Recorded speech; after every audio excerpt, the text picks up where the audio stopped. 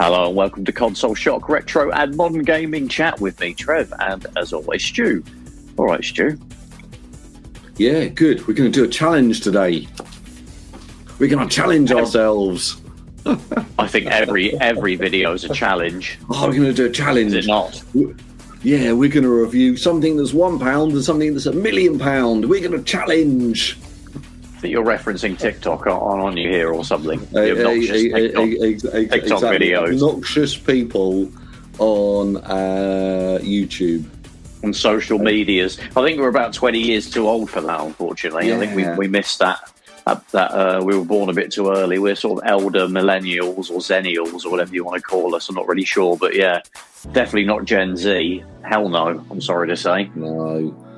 Few too many grey hairs for that nonsense. Oh, yes, yeah.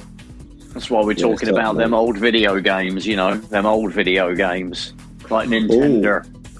What do you think about the, before we get on to our main subject, I want to know your opinion of I'll tell you it, Oblivion, you asked me. The Oblivion Remaster. Yes. Have you downloaded it? And then, well, I actually bought it. I bought it because I got it. Well, weirdly, it's on sale, even though it's brand new. So it's 50 quid normally, but I got it for 37 from a key website, not a dodgy one, just it's still legit and very good actually. Based in Limassol in Cyprus, which is interesting enough. I assume good it's a kind of tax. Supporting the Cypriot economy, Trev. Exactly. Well, I do that fairly often anyway by going on holiday all the bloody time there. Yeah. But yeah, interesting that they're there. But yes, so yeah, I grabbed it from there. Obviously, it was the announcement, and I didn't think it was going to be anything. I still play Oblivion. I'm still playing it pretty much. I think the day of the announcement, I actually dusted off my Xbox 360. I've most of my consoles have been gathering dust really lately, but I got a big urge to sort of whip out the Xbox 360. So I did that, and I've got so many games that have been downloaded and installed on it. I didn't have to get any discs out to play anything. I have so much stuff on there, stuff that I bought. I don't mean it's like a hacked one. Literally stuff that most of it from games with gold over the years. I filled up the hard drive on it. I had 500 gig Xbox, the last kind of model that they made. And I filled up the hard drive. I had an external one that I had even more stuff on.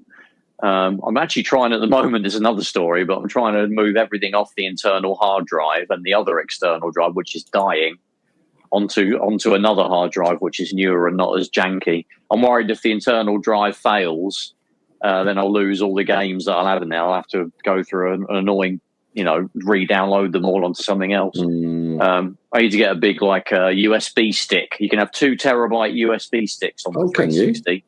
You can, yes. So you could basically just have one plugged into the USB port on there, or one of the USB Surely ports. you can re-download games that you own, can't you?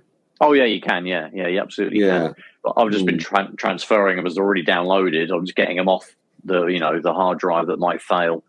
There's no signs it will, but I'm just worried about it. But anyway, so I was playing, Oblivion was just sort of sat there. So, I'll jump in and see where I am in my save on there. I've completed the game on the Xbox 360 where I completed it, the original. And I was in the middle of some other side quest that's quite a Dark Brotherhood's quest, I think I've been doing, which is actually a lot of fun. And then later that day, I think, was with the announcement, and I thought, well, they'll just upscale it a little bit, and probably they'll just sort of make it a bit easier to run on newer computers and smooth out the frame rate, and nothing dramatic. But yeah, it looked like it was a genuine, almost looked like a new game, really. Yeah, I was genuinely surprised. I think what? Sorry, go ahead. Yeah, I was just about to say, I mean, I don't know how much experience you have with it. I mean, did you play it back in the day? What are your thoughts on it? Probably about, everyone on here knows about my retro Windows XP computer. So I've been playing it on that sort of probably about 6-9 months ago. And I'll be honest with you, I think it's one of those games, if I played it at the time and I knew sort of, the aim of it, what I was going to do with it, and I think I just get a little bit like, I want a little bit more direction on where I need to go and what I need to do, and things like that. And I find it a little bit directionless, sort of. So I'll sort of. To be fair, Oblivion isn't quite is pretty good with that. It's literally because when I started playing it, I just did the main quest and just went from job to job in that main quest. I didn't really go around wandering around. It literally is like you need to go to this and do this, and it will pin it on your map, and you'll have a compass that will have it pinned. So you haven't got to keep opening the map. It'll be a big red line that you just make sure you're following. I'll go back and give it another go. And it's pretty easy to keep on track. It's easy to keep on track. About it. Do you watch the Act Man on YouTube? I know about him because Rick from Tech USA used to talk about him all the time. Yeah, he did a video, and I obviously I didn't really get that far into it, so I wasn't aware of this. And you're probably going to go, obviously, Stuart, that's the big draw of the game. But it's sort of when they did the remaster, they've sort of kept it as the same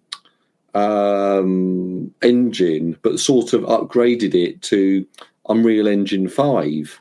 Well, obviously, Stuart, that's the main draw of the game.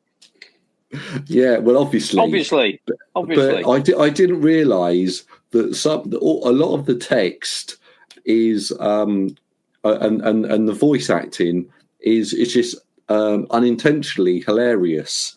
And I think I've watched a few videos, and now on my YouTube, I keep getting all these like ridiculous conversations. Like you go up to an NPC and they'll say something like, "Oh, what great weather it is," or and then they'll just say something to completely contradict that, and then just run off. And all these sort of funny things happen, and that's pretty much Oblivion. Yeah, the interesting thing about the reveal was they did mention Patrick Stewart does a voice, although he's not in it much. He's only in it at the start, really. But Sean Bean is in it, and he's got quite a significant role through the whole game of the main campaign. And they didn't mention him. I was like, oh God, have they had to take him out because of a license thing or something? But playing it over the weekend, he is in it. They've kept the voice. They just didn't mention it, but he's still in it because Sean Bean has an awesome, voice for that sort of thing, as we all know. So it looks really good fun to just come across these sort of funny characters and listen to all these little one-liners that they say. So I'm tempted to. I think it'll be my next game on my main gaming rig to try and get into. Game Pass. It's on Game Pass. I've downloaded it. It's ready to go. There was an update today actually, so I'll give that a go in a little bit. But what puts me off is that Digital Foundry gave it a scathing review. It says it's almost unplayable. It just there are some moments in there where the frames just drop when you're going into the next little bit. And I mean, you could potentially lock it. I mean, you've got a decent rig, so you should be able to hit 60 consistently, but you'll still get the drops that everyone's getting. But I mean, if you wanted to be an absolute maniac, you could just lock it to 30 because your rig is never going to drop below that, and you'll probably get a completely smooth experience. And it's not a fast-paced game. It's not essential to have it at 60. It's 30 is perfectly fine, and it's basically what most people would have played the original on back in the day because it was quite heavy in 2006. And God, like playing it on the 360, like it is jerky as all get out. It doesn't really maintain in the open world. It doesn't really maintain 30 much. I haven't played the PS3 version. I might try that. Oh, don't do it to yourself. That'll be awful. Everyone says that's the best version of do they the original really? Releases. Yeah, it was. I just think that lots of those early sort of 360 PS3 games, and cross-platform games are a little bit ropey. The PS3 often got the PS3. Yeah, it got the short end of the stick, but Oblivion is actually an anomaly in that. It's it got a really good port, and it's actually slightly better draw distance. I think the frame rate is a bit more stable. I think the textures are better. So I don't know if Bethesda, I guess, just made better use of the SPUs and the cell and all that crazy stuff. Skyrim was horrendous on the PS3 a few years later. But Oblivion, they did a really good job with.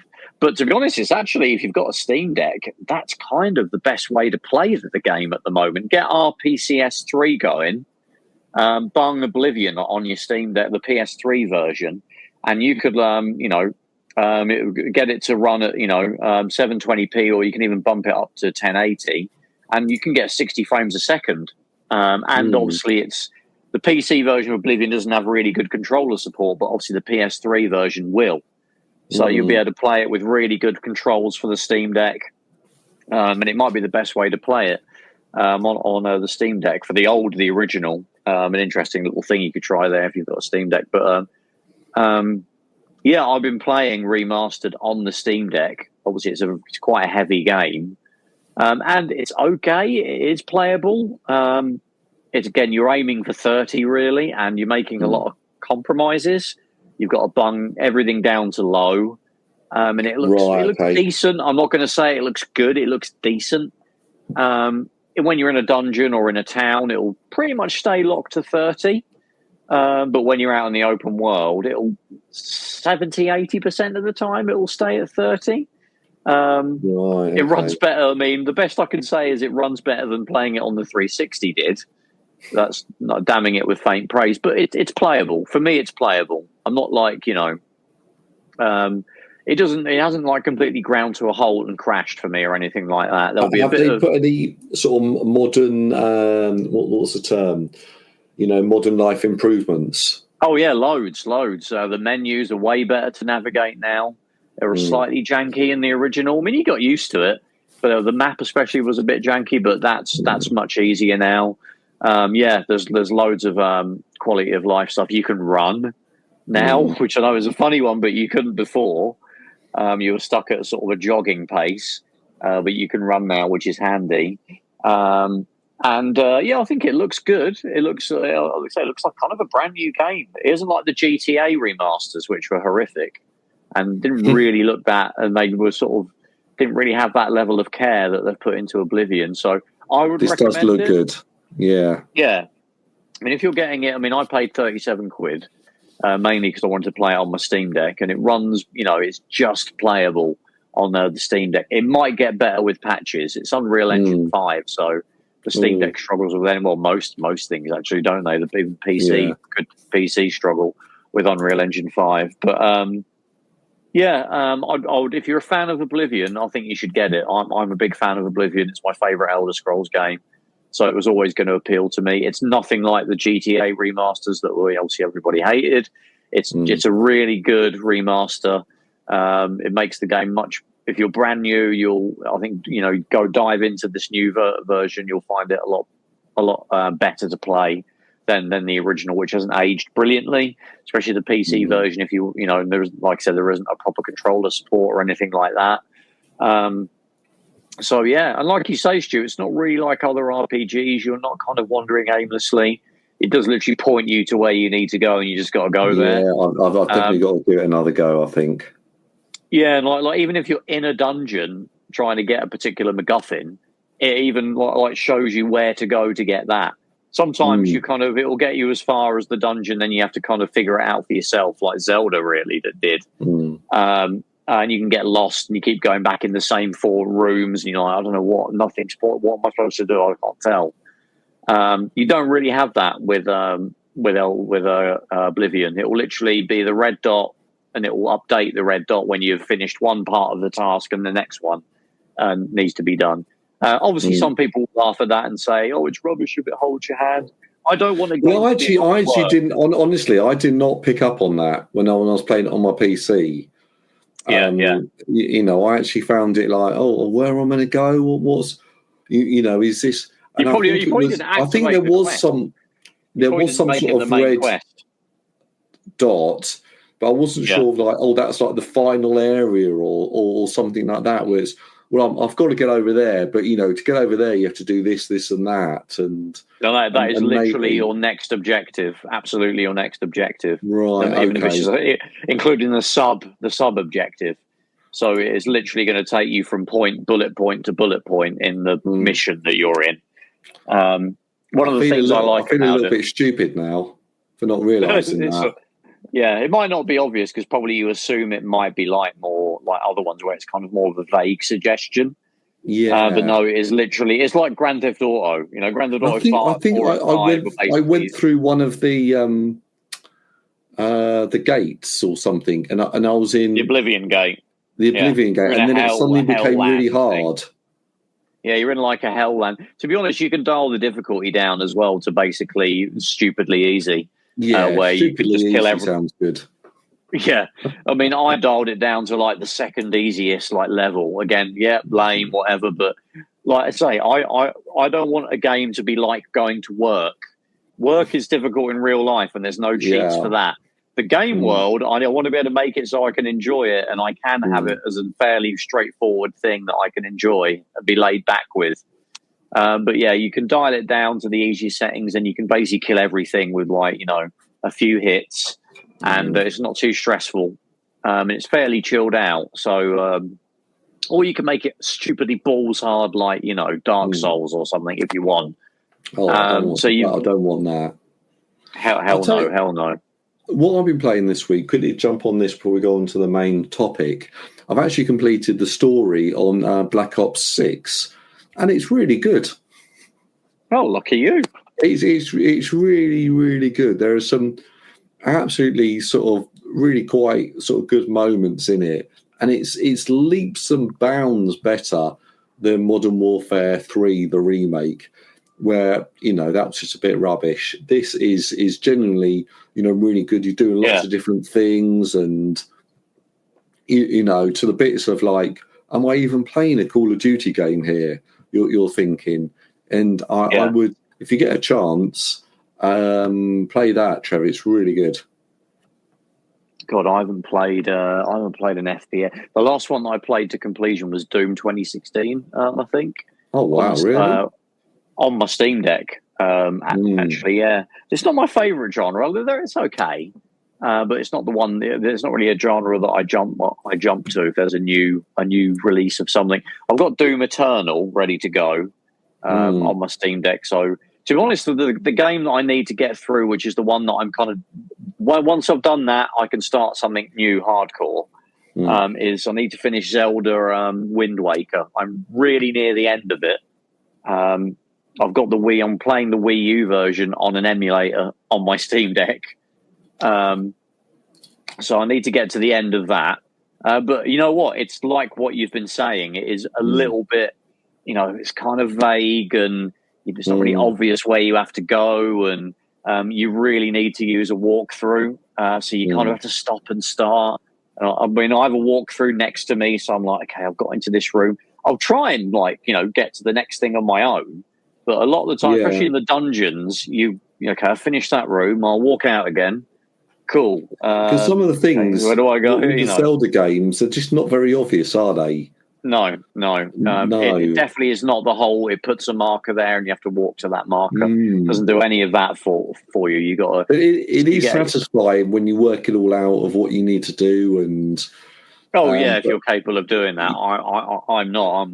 I have no sense of direction, and I'm shit at that stuff. So I just have a walkthrough next to me, but it does make it a bit of a chore when you kind of, you know, you do a task, stop, read the walkthrough, or watch a YouTube video if the walkthrough's kind of not written very well, and then go back and do the thing yourself, and then maybe you'll be able to get through the next couple of bits on your own, but then you'll get stuck. And then you'll go back to the walkthrough, but you're like, oh, wait, I did that second bit first. So, God, I'm okay. Let's get a YouTube video going and see what this dude does. Right, I'll retrace my steps and I'll do. So it's like, you know. The times I do have to watch walkthroughs and stuff for games. And it's so obvious when you watch him, you go, oh, you are just going to hit him really hard. Oh, okay. And you just like, you think there's something clever to do, and it's like, oh yeah, you run up in front of him and just smash him, and you think you got to try and get behind him or do something else or use something, and it's something completely like you just like, I wouldn't ever have guessed that. And that's probably why I enjoyed Yeah, the older ones are a bit more. The older Zeldas are a bit more even the more modern, I guess. Like 20 years ago now, Wind Waker, over 20 years. Even though they're moderner, they are very stop-start. So yeah, there could be a bit of a chore. I much preferred the Zelda Scrolls Breath of the Oblivion, because the new ones, they're much closer to the Elder Scrolls there. And the dungeons aren't really dungeons anymore. They're just sort of puzzles that you have to sort of do to open up to get the next thing. So they're a bit more easier to swallow. So yeah. But anyway, that's enough about modern crap that no one cares about. Yeah. Let's talk about our favourite subject, the Atari S. No, we're not talking about the Atari ST. Because Stu won't shut up about it if we do that. It'll be like the 520's better than the Amiga 500. The Amiga 500 is 7.14 megahertz. The Atari ST is 8 megahertz. Therefore, it can render 3D games one extra frame. You complete jabronis. That's probably what you would say, isn't it, Stu? And you know what? No one cares what you think about that. All right? What have you got to say for yourself about that, Stu? What have you got to say for yourself? The Atari is shit. They need to put I don't even talk about the Atari. That should not even be mentioned on this podcast. Yeah, it's I jest. What I'm really emphasising is Stu is not a big Atari ST fan. No. Are you? No. That's why you prefer to those people that use TOS, the ST operating system, as tossers, which is very immature. I don't think you should do that. People want to, whatever console people want to play their games on, that's absolutely fine. But the reason why we're bringing up sort of stupid 16-bit, late 80s, early 90s computers is because there is one that we are rather fond of in the UK, me and Stu particularly. In Spain, it is called the Girlfriend, because that's what the name literally translates as. Not girlfriend as in one you would have a romantic relationship with, just one that's like a mate. And if you haven't guessed already, I'm, of course, talking about the Commodore Amiga, aren't I, Stu? Yeah, exactly. Commodore Amiga. The best computer of the 1990s. The Commodore Amiga. Beefcake. Yeah, the beefcake of them all. So we've recently done a couple of episodes that have taken like a particular failed system, like we did specifically the Saturn and the Dreamcast. So yeah, literally systems that have failed, and we've kind of gone back in time and we've looked at how you could, make them successes, or at least make them, less of a failure, that they wouldn't be, massively damaging to their parent companies. We did saving the Dreamcast and saving the Saturn we did recently over the last few months. So we thought we'd try the same thing with the Amiga. It's probably a little bit different because in some senses the Amiga wasn't a success. It was really kind of in the last few years, we were kind of starting to talk about this before we actually started recording, but it's probably more near the end it kind of stuck the landing and ultimately torpedoed the entire Amiga ecosystem with what happened with Commodore. Before then, up until probably about 1992, maybe, was really when it started to go on a big decline. And ultimately it never recovered and it disappeared. And it's now in the realm of, from the late 90s, really, it lived in the realm of hobbyists, didn't it, Stu? And it's even, to this day, it's at that point, which is cool. Exactly. Yeah. So I don't know where to start with the Amiga. So obviously the main issue with it is that Commodore went bust in 94. So there's obviously managerial things that went wrong there.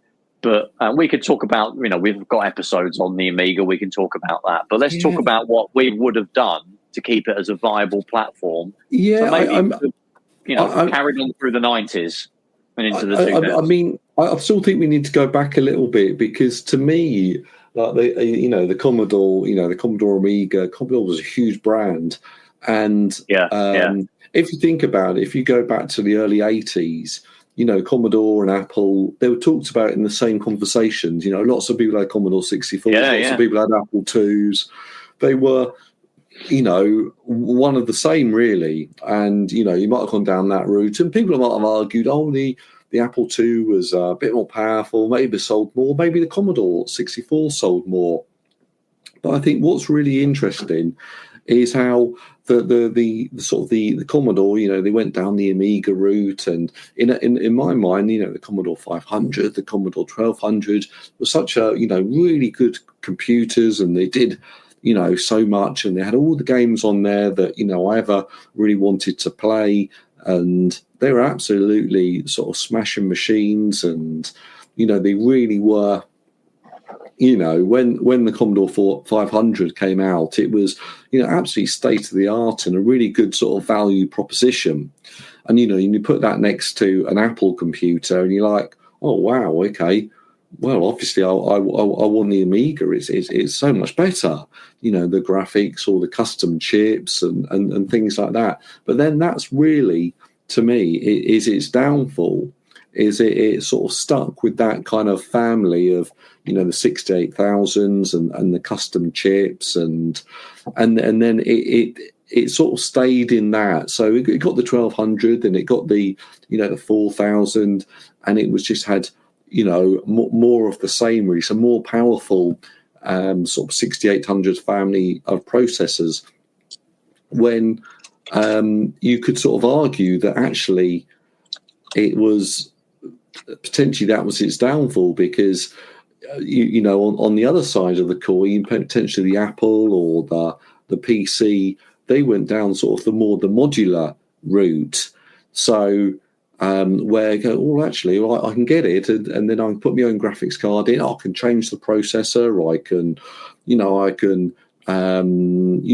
do all different things with it, and that was, I think, how the Amiga was kind of like not a closed sort of ecosystem, but kind of midway between that and a console, wasn't it? Really, it did feel a little bit like that, and potentially what if you look at sort of Commodore, is if they actually went down the route of sort of following what Apple did.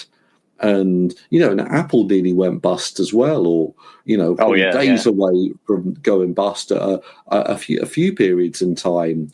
But they really sort of held on to that sort of market, and that's sort of the route that potentially I think Commodore could have gone down, or the alternative route has gone, okay, Commodore's product is Workbench, so we're gonna make a whole an operating system that runs on, I don't know, 886 processors, or it will run on Power PCs. So you buy sort of the kits and everything, and there'll be people that make all the systems, and then you just load Workbench onto it, and then that's your new Amiga. And if you want one for high-end graphics, then you buy that one. And if you want this one for gaming, you buy that one over there. And potentially it would have had to, I think it would have gone down that route rather than sort of Commodore making the Amiga, like, the Amiga 5000 and just, more of the same, really. What's your thoughts on that? I think there's some key bits that we can pick out that they could have done better, or something they did that completely screwed everything up. I mean, at the beginning, we had the Amiga 1000. I mean, if there was a way they could have made a system. I mean, it was obviously amazing. It blew a lot of pretty much all the competition away in 1985 when it was introduced, including the Mac. But obviously it was very expensive, and it was basically like a pizza box sort of computer. Which is odd when you think of the Amiga, you think of like the classic all-in-one sort of wedge-shaped systems. That, I think, would have been interesting if they went closer to that look from the beginning. The Atari ST was basically already in that wedge-shaped form factor from day one. Not everything was built into the first 520, like the disk drive was separate and stuff. That stuff would all get sort of built together in subsequent models. But I think initially, if they probably released something closer to what became the Amiga 500, I'm not saying it just released the Amiga 500 in 1985, but the Amiga 1000 can be an Amiga 1000, but perhaps if it was like a smaller form factor, and probably the price being closer to what the Atari ST was, which was the cheapest, too. That probably would have given them a much better start, because it kind of a really good video like the channel Ahoy does or did gives a little history of the early part of the Amiga, and it really didn't really make much of an impact until the Amiga 500 came out. It was kind of hobbyists and that really used it. So probably that initial Amiga 1000, I think make something that was a little bit closer to the 500 in the form factor and the price. So they can't, it's always going to be expensive when something that revolutionary is getting released. But, if there was a way that they could do that, that potentially would have created more success early on, and that would make you a bit more bulletproof later on down the road. So there's, you could argue that was not handled perfectly well straight out of the gate. Price being probably the biggest factor. I think it could have survived being a slightly janky, design in terms of the big case and everything that it was in. Pretty much everything they did after that point. I mean, the 500, I'm not sure you'd really want to change anything about it, really. 100%. 500, groundbreaking machine, yeah. Yeah, you don't really need to do anything with the Amiga 500. When you get into that end of the 80s and going into the 90s, certainly, I mean, I don't know exactly when they started this, but David Haining, who was one of the big engineers for Commodore that worked on a lot of the Amiga models, maybe all of them. There was something in development called the AAA architecture, because as we know from the Amiga, the original Amiga was the OCS architecture. Then the 1200 and the 4000 was the AGA architecture, which talks about the graphics and how the different kinds of capabilities they have. Well, they were working on something that was going to be a leap beyond AGA called AAA. And that would have been the successor to what the 1200 and the 4000 had. I think, wasn't it? Because I always felt that when the 1200 came out, I was quite young, and I thought, wow, this is the next machine. It's it's got better graphics, blah blah blah. But I think people were a bit disappointed with the AGA. And there was talk about it being, it should have been the AAA, the advanced Amiga architecture. That's kind of what I'm getting to, because I mean the 1200, that's kind of a separate bullet point that there's some thoughts I've got on that we'll get to. But yeah, the AAA, like you say, people I think it was always kind of out there that they were developing this AAA. Basically, in a nutshell, they needed to double down on doing that. Actually make that into a product. You would probably have to shuffle the timeline around a little bit, maybe release the Amiga 1200 a year or two earlier. Then it actually, instead of 92, maybe 91, maybe even 90. I'm not sure how feasible that would have been, but certainly a year earlier. And then maybe you could look, had you got those other bits better, like we said already about releasing the 1000 a bit cheaper to make it get more volume, and then maybe the 1200 coming out earlier, then you've perhaps got, Commodore in a good place where it's still being viable into 93 and 94. Then you could probably release a AAA equipped Amiga, I guess called the Amiga 5000, with maybe some kind of a cost reduced version in the wedge shaped case, which I don't know what number you would give that. Amiga 16,000 or something, I guess, or 1800. But it needs to be really important with this AAA that it can compete. The architecture is powerful enough to compete with the 486 PC and maybe even like sort of PlayStation. So it really needs really good polygon, which, from what David Haney was describing, it sounded like it could do PlayStation level stuff. So you can imagine if they dropped an Amiga that could do that in 94, I mean, it probably wouldn't be cheap. Well, I guess they would have to make it cheaper than a PC, but it probably wouldn't be that much cheaper. I mean, that's the issue. That would have been incredible. People would have gone nuts for an Amiga that could do all of that. Yeah, because it was always, I remember at that time, it's like the Amiga, I thought, amazing graphics, and, I could see the improvement in the performance. But then still, it wasn't, you were getting things like Wolfenstein 3D, Doom on the 486, and then you got things like TIE Fighter, and these were sort of games where you're like, oh wow, this is the next level, and you could sort of see that, well, actually the Amiga potentially can't do this, and that's really where the decline you could actually you could physically see that what was it, John Romero, I think it was him, from the ID Software guys. You just say ID. I was going to use that joke. The ID Software from ID Software. NEC. They should collaborate with NEC. Oh, what, NEC? yeah. Hidden neck. Hidden neck. So you got all these sort of. Well, he famously said that that the Amiga could never run Doom, and to be honest, exactly.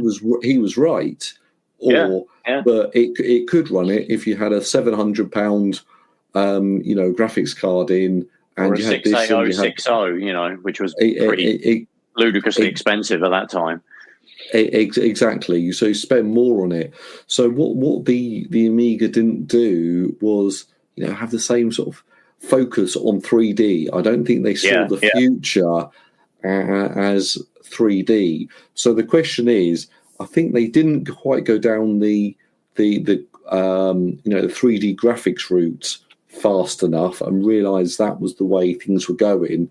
And then on the other hand, they didn't go down the other route of going, oh, well, actually, we want to be more like the Apple, and we want to get more in productivity world, and they didn't go down that route. So they were both sort of cannibalised, by the PC, which was. It was ultimately, you could buy a PC quite cheap if you just want to do word processing, or you could, buy a higher end one with a top end processor, more RAM, and I don't want to say graphics cards at those times, but later on that was certainly the final nail in the coffin. Yeah. So to summarise it, I guess it would, for that little point that we're making there, continue to develop the AAA architecture and actually make a product.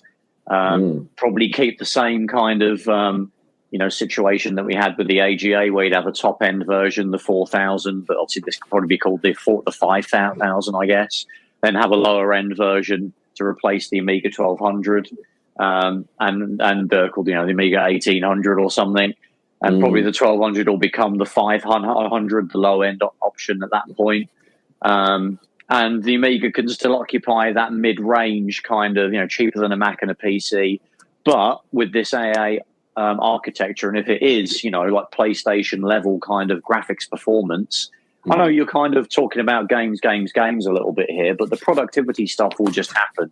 If there's enough people buying, the Amiga 5000 and 1800, again, I'm using silly names, the people will write the word processors and all that stuff. And obviously Workbench would need to continue to be developed. And I would hope that with the AAA chip coming out and these new Amigas, there'll be Workbench 4 would have been released. That'll probably be a bit more like Windows 3.1 or something, but obviously not as unreliable. Closer to like Mac OS, I guess. There's that. And then we get to the Amiga 1200. We touched upon that a little bit already. But the issues with the Amiga 1200 is a pretty good machine. It's a decent upgrade from the 500. I mean, let's just start off by saying, don't bother with the Amiga 600. You can keep the 500. Don't even bother with the 500 plus. Just have an Amiga 500, the standard Amiga 500. You could just make a version with 1 megabyte of RAM as standard to give it a tiny little upgrade. And have that as your low-end machine, and just make more bundles for that. You don't need to try and make a slightly updated version that's not really got anything new to offer. Keep that as the low-end version. Put it in a new. If you're really bored of it, put it in a new case or make it smaller. Certainly reduce the price. Don't bother with the Amiga 600 at all. Leave it. Don't bother with the CD-TV. Maybe just focus on making a CD add-on for the Amigas that are already out there. 100%, yeah. That would, if you absolutely have an absolute hard-on for CDs, and it's a sensible thing to go after that new technology. Just make a CD drive that will connect to the other Amigas, and then you can, have CD stuff that way. So keep the Amiga 500 and just make more bundles and, have versions of it with extra RAM and stuff. The 1200, I would. The 68020 processor is already fairly old in 1992. It is a decent upgrade, and it's 32-bit, fully 32-bit. But the first Mac had a 68020, or the first Mac to have a 68020 was from 1987. So that's 5 years before. It was very expensive. Obviously, the 020 was. The 020 I think was actually developed at the beginning of the 80s, but in those days it took many, many years, didn't it, for chips to get cheap to start appearing in things that normal people would buy. But I'll again probably you can keep the 1200 looking as it does. I don't think there's any issues with the design or anything like that. You could probably we'll keep the AGA can be a thing, because we know it's going to get superseded by AAA, but it can be AGA, which is a decent upgrade from the Amiga 500 chips. And we know it's going to be superseded again with the AAA we've been talking about. So it's a good intermediate kind of upgrade. Probably put another channel of sound on the sound chip, though, because it did nothing with the sound chip. The sound was amazing, but just have another channel, so you don't have silly, music or sound effects options that we had to have with Amiga games, because there wasn't enough channels to sort of have all of those at once. So put another couple of channels on the sound chip. Put a 68030 in it as standard. Make that the standard. Probably, if it's a bit too expensive, use the cost-reduced version. Downclock it a little bit. Still better than an 020. And also, price-wise, I think it's probably, I'm not sure you get it any cheaper. You can probably keep the price as it is. You probably might have to eat a bit more of a loss because of this 030 will be more expensive. You maybe get people that can negotiate good prices for this stuff for you. Maybe the guys that were there already weren't that great at that, which is easy for us to say, but yeah, it probably would help.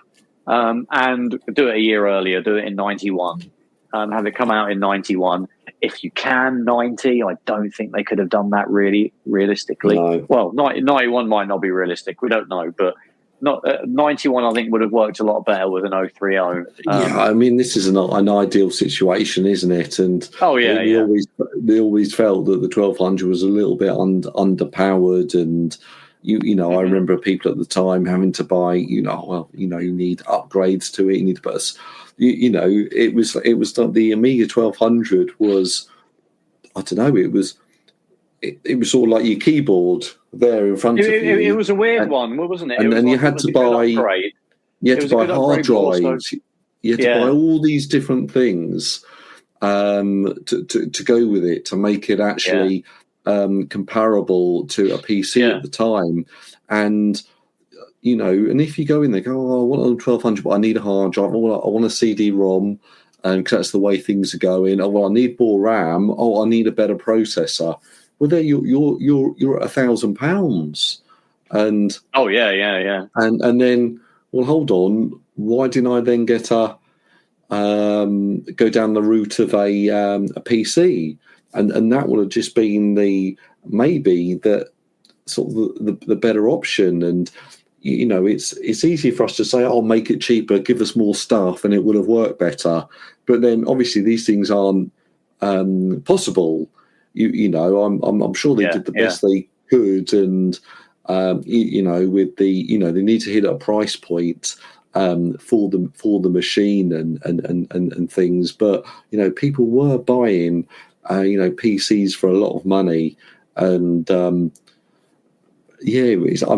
got a little note down here, is Power PC, and should they have gone towards that sooner, or was that even an option to go? I'm showing a little bit of lack of my knowledge here about the Power PC, but I remember in all the magazines it was going, the next generation PCs, they're going to be power PCs. They're going to have the super processors made by Motorola. It's the next generation, and that's obviously the route that Apple went down. What about if Commodore actually went down the route of getting the Amiga, and they could call it the Power Amiga, so it had the power PC chip in there, and started a whole new.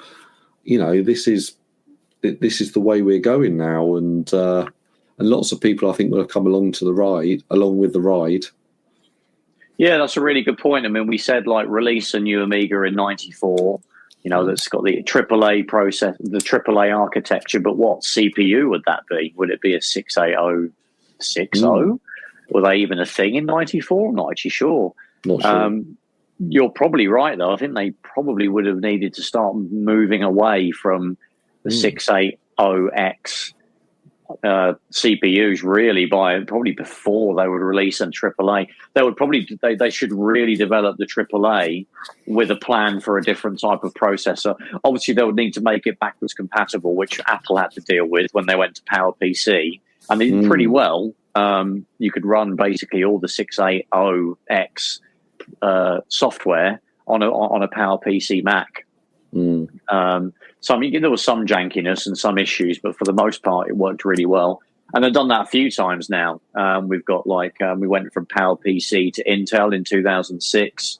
Apple had the Rosetta software that would translate PowerPC code into Intel code. So you would just run your PowerPC stuff on an Intel Mac, and you wouldn't even be able to tell that it was running in a sort of a translation layer. And it was you wouldn't get any. The performance would take a hit. Although I think really the first Intel Macs, the PowerPC software would run as fast as the last generation of PowerPC Mac, which is pretty good going when you think about it. And they've done it again recently with going to the Apple the Apple Silicon, the M processors. There's Rosetta 2, which is the translation software, a new version, and it's worked well as there.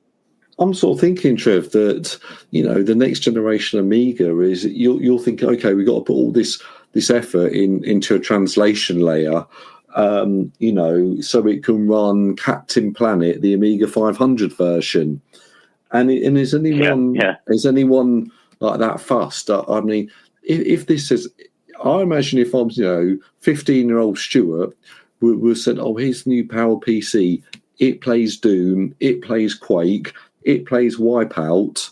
And you can potentially go on the internet, and it's got a CD-ROM.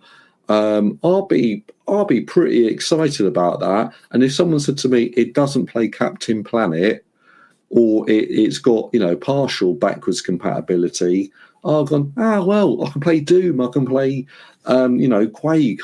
This is just as good as one of those great big grey PC boxes or something like that. I would have been generally quite excited about that.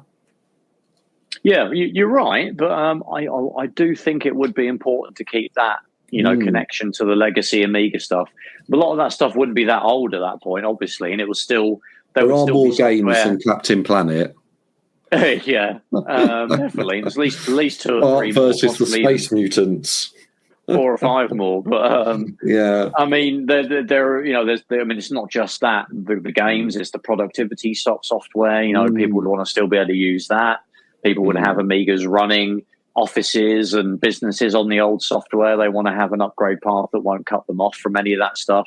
Basically, which is the same reasons why Apple felt it important to keep the compatibility with the non-PowerPC Macs. The same reasons would be the case for Commodore, I think. And I think they could probably do that. They would have to maybe build an entirely new department to figure out how to do it. But you're probably right as well in the sense that it's the Amiga community pivoted towards the PowerPC anyway, without anybody above them. Commodore weren't around dictating where it needed to go. So I think it was going to go there anyway, and it was a good architecture for the time.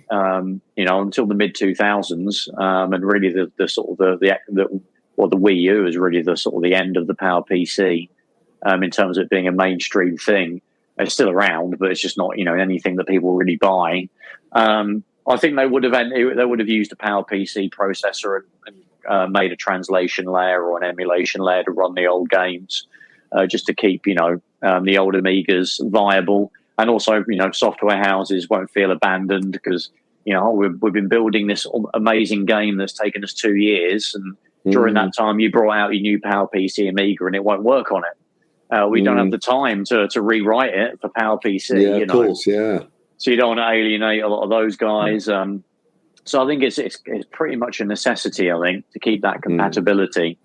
But yeah, it's a really interesting point because I don't think they could have. I think already by the middle of the 90s, people were dropping the 68K processors like flies, weren't they? Really?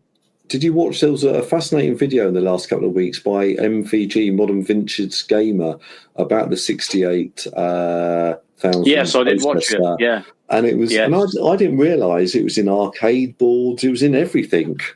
I think cars used it as well, and it was such a versatile little processor that the Saturn had it as well, which was funny. Yeah, the Saturn had it. I think to run some things. Like the CD-ROM Neo had it, and loads of sort of computers had it. So I think it was. I mean, maybe sort of go on to the other point really about. I sort of touched upon it earlier, and you sort of mentioned it. It was all the custom chips, and like the custom sound chip. I can't remember. The Fat Agnes chip, the Lisa, Denise and Paula, and Jennifer, and all of them. I made up that last one. But the point is that you kind of like, well, actually, what if the Amiga again had a little bit more what's the word? You could have a little sound chip built on, but what about if you had it was like Sound Blaster compatible or something, so you could put a Sound Blaster card in there, or then you could put network cards in it as well, so you had a lot more sort of versatility in the machine that you could build, because that's what I sort of remember at the time. It was the Amiga was a very, well, actually all PCs at the time were very hobbyist. As soon as you bought a PC, it felt like 3 months later you're taking the lid off, opening up the case, and putting more RAM in it, putting more a different graphics card, a different something or other into it, and changing things round. And I think it would have had a real sort of advantage if it had more sort of flexibility. And I know like the 4000s and things potentially did, and I would have liked to seen it gone more sort of that route. What's your thoughts on that? New chips or? Yeah, I think they should. They would. It would be good to keep them upgradable. But the Amiga already had that. You could obviously upgrade stuff. Later on, it became more important to have new graphics processors and Picasso video cards. Things like that. Yeah. I don't think it would use PC stuff. I think because the Amiga didn't really had its own upgrade cards. So assuming that they could get the Amiga continued throughout the 90s, and the AAA processor was successful, and the AAA processor or architecture, the AAA architecture Amigas were successful. People would continue to make, presumably the Amiga 5000 would be a tower system, so people would use that as their big, one to stick different cards in, and probably the 1800 would have like a trapdoor expansion type deal, like the 1200. So you could upgrade that to a degree. I think there'll just be it was kind of a cottage industry, really. There'll be a cottage industry of Amiga upgrades that probably aren't literally, Creative might make Amiga versions of their stuff. Like they'll make a Sound Blaster Amiga edition, which I think they did that stuff for the Mac. I know there's graphics cards that are Mac editions in the 90s and the 2000s. They'd make Amiga versions of this stuff. Commodore might get, again, we're assuming we're sort of, doing it so that Commodore would stay in existence and not have idiots in charge at the top to torpedo themselves. But, they would probably, they wouldn't want too many, too much upgradability, because you don't want to sort of start breaking, things from working, which is essentially what can happen with PCs. Not so much these days. Well, it still can happen these days, can't it? So they'd probably be a little bit careful to rein that in a little bit and not have it become, absolutely, like the PC. So I think there'll be a degree of upgradability, probably to the same level that the original Amigas had. It would just continue, and yeah, like there'll be, maybe if they got as far as the 2000s, there'd be NVIDIA would make, a Voodoo. Amiga edition Voodoo 1, and that would have been good. Assuming we could stretch things out, and if that AAA Amiga was so successful that it allowed another generation, like, I don't know, there'll be an AA 4A or an AAA2, architecture that would have a generation of Amigas in the 2000s. That would be PowerPC, and start running in the gigahertzes and stuff. That sort of stuff would continue. But I think we've kind of narrowed it down to a few little bullet points. I'm sure we could go deeper, but essentially we're saying start off a bit better than the actual start off that happened. Make the Amiga 1000 launch a little bit better. Bring the price a bit more in line with the Atari ST. So it could kind of hit the ground running sales-wise. Probably maybe design it to not be in a fairly standard PC beige case. If it was something that was closer to the Amiga 500 with the 1000, that would have been great. Don't mess with the Amiga 500. That pretty much nailed everything. Don't bother with the 600 or the CDTV, or even probably even the CD32. Focus on keeping the Amiga viable. Bring the Amiga 1200 out a year earlier with the 68030 and a slightly better sound chip. That would be great. And while you're bringing these out, develop the AAA processor or the AAA architecture into an actual product that got released. And if it's at the level of like a good PC or a PlayStation, that would be even more ideal. And that would be about 1994, early 95. That would come out. And that would see the Amiga through into the year 2000, and who knows what could happen there. Really quick kind of bullet points. We do try to sort of say that, come up when we do these, saving the Saturn, saving the Dreamcast, saving the Amiga. We do try and be fairly realistic with what could conceivably have actually been done for real. We're not just saying, make the Amiga to £150 in 1992 and it'll sell billions if you do that. That's stuff that just isn't realistic. Maybe some of what we've actually said isn't realistic. People can obviously tell us. We'd love to hear feedback. But yeah, I think one last thing to sort of almost go back to the Amiga 500 sort of is basically it was a huge success in Europe gaming wise. But it wasn't a huge success gaming wise in the USA, and that's something. If I was to go back, I would have. I don't know what magic the Amiga in Europe and the UK did, but potentially you hear all these stories about I played Oregon Trail or something on my Apple II, which cost $1,500. And I'm thinking, bloody hell, there's an American company making the Amiga 500, which had almost arcade quality games, for a fraction of the price. Why on earth did no one buy it, or why did they not market it well enough in the USA?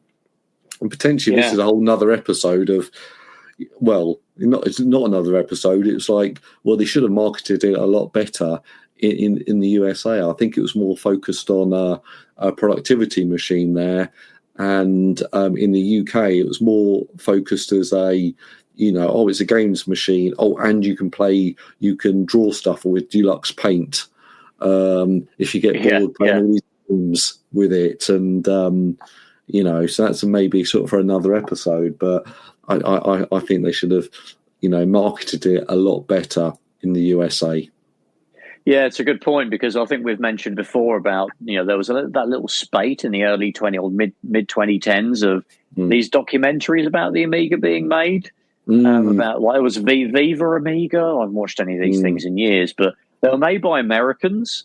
So the trouble with these was they kind of painted the picture that the Amiga was this underdog that hardly anybody had, but we were some diehard people that loved our Amigas, and and it was 90% about the video toaster, and the games would barely get a mention. They wouldn't mention Cannon Fodder or Sensible Soccer or Lemmings, because the Amiga was a completely parallel universe, whereas for us it was a fairly mainstream, common, computer. If we exactly. Yeah. When I was at school, all my friends, or most of them, had Amigas. That was the go-to machine.